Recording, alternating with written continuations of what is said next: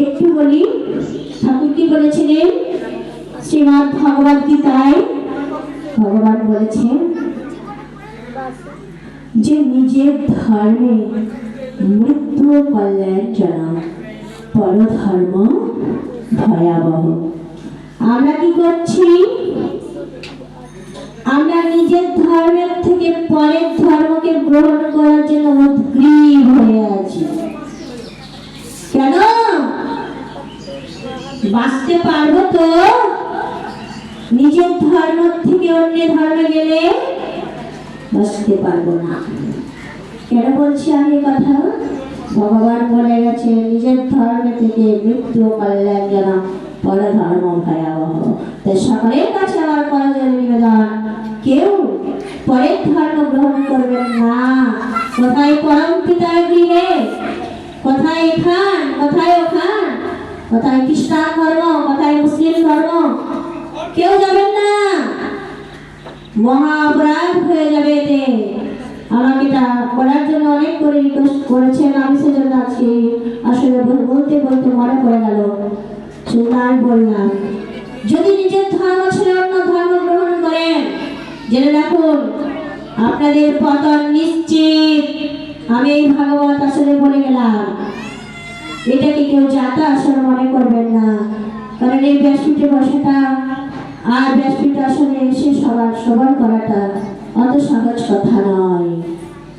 তাই সকলকে বলবো, নিজের ধর্মে অটুট থাকুন, হরি নাম করুন, হরিকে ডাকুন, হরি ভজন করুন, তবে যদি নিজে রক্ষা পান।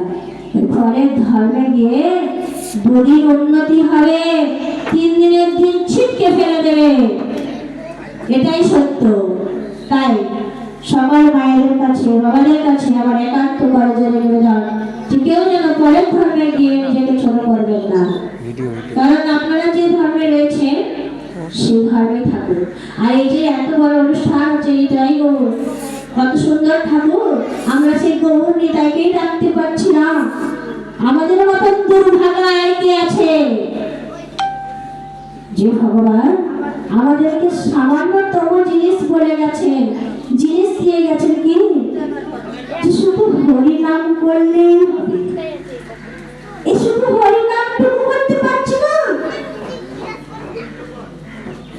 সূচি অসুচি কিচ্ছু দেখবার প্রয়োজন নাই, নাম করলেই হলো।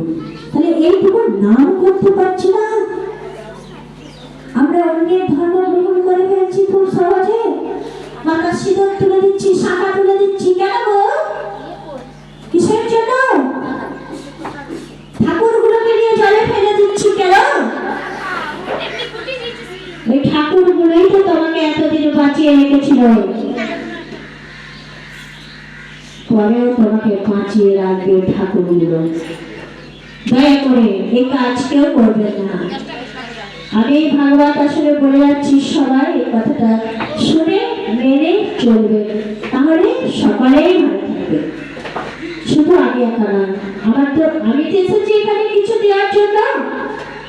আমি তো এখানে শুধু বকবক করতে আসিনি, শুধু শুধু ওখান থেকে বলছি কেন?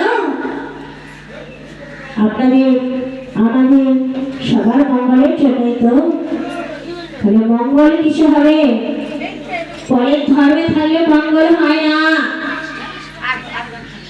নিজের ধর্মকে অটুট রাখুন, রাধা কৃষ্ণের ভজন করুন, হরি নাম সংকীর্তন করুন, নিতাই গৌরকে ডাকুন, তাহলে ভালো থাকতে পারবেন।